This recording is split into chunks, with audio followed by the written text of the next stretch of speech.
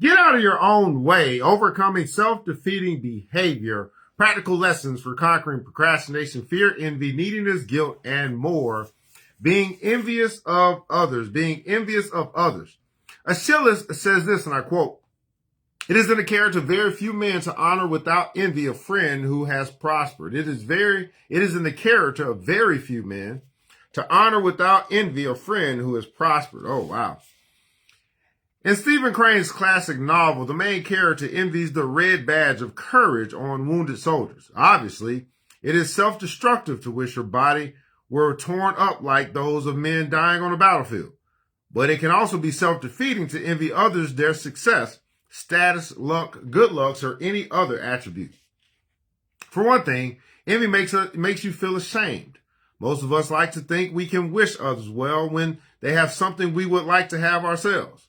When we can't, and especially if we find ourselves wishing the other person did not have what we want, we hate ourselves for being petty and self-centered. Also, dwelling on what others have and we lack can turn into a self-fulfilling prophecy. Not only does it lessen us in our own eyes, but few people want to be intimate with or do business with someone who constantly feels deprived.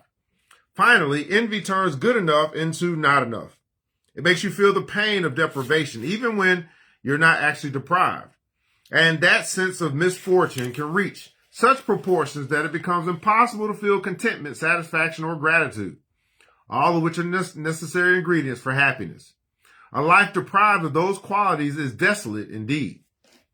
Fortunately, envy is not a terminal disease. In my experience, one of the most effective ways to overcome it is to spend time with people who have the very things you crave. On the surface, this might seem odd. Isn't it easier to stave off envy by spending time with those who make you feel superior or fortunate by comparison?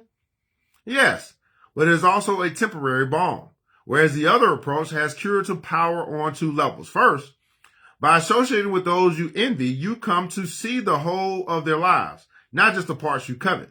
You might discover that they have flaws and weaknesses that you never imagined, or an illness, a miserable marriage, an alienated child, or a host of enemies.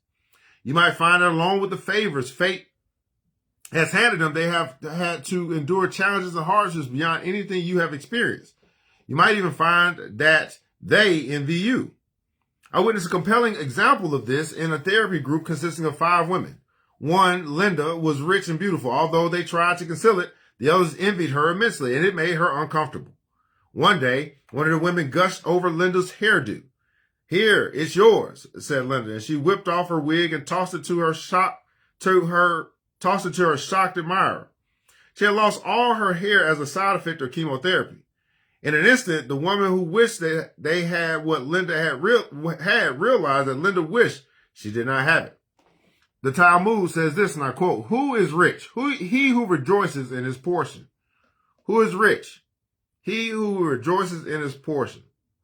The second reason to associate with those you envy is to learn from them. Like a uranium atom, envy contains energy that can be converted into either destructive or constructive forces. It can desolate or motivate. It can turn you into a complainer or a competitor.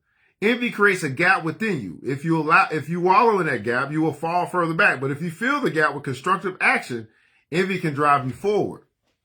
You can begin by identifying the qualities you need to have and the actions that you need to take to obtain what you envy. Naturally, if what you envy is inherited wealth or natural good looks or a stroke of luck such as winning the lottery, there's not much you can do about it. I suggest you accept the fact that biology and fate can be unfair. But if what you envy is, for example, success in a particular field, study those who have it. Find out how they attained it. Do they have skills, training, or personal attributes you can acquire? Do they have a philosophy or a set of values you can adopt? Did they have a plan you can imitate? In my experience, people who are envied are not much different from the rest of us. Learning about them can help you feel I can do that too instead of I wish I had that. Before you can turn envy into action, you have to convert it to a more acceptable emotion. The first step is to get rid of any animosity you might feel. Stop wishing the other person did not have what you want or hoping he or she will lose it. Then you can move to the next level, admiration. Learn to admire the person's achievement or good fortune without associating it with yourself at all. If you admire someone, you can let him or her have more without feeling you have less. Finally, move from admiration to emulation. By developing the qualities that made that person enviable, you'll become proud of yourself, and you can't feel pride and envy at the same time. Here's a usable insight. If you use it to fuel you, envy won't rule you. If you use it to fuel you, envy won't rule you. And here's some action steps for today's lesson. As soon as you become aware of your envy, pause. Don't impulsively take an action or adopt an attitude that works against you. Point 2. If you find yourself rooting against another person, remind yourself that you're not evil. You're just feeling deprived and are trying to lessen the pain in any way you can. Point 3. Get to know the person you envy. Find out the truth of his or her life. You might find there is less to envy than you imagine. Point 4. Try and participate and admire the person rather than wish you had what he or she has. Point 5. Find out what qualities or skills enable the person to attain what you envy. Find out what qualities or skills enable the person to attain what you envy.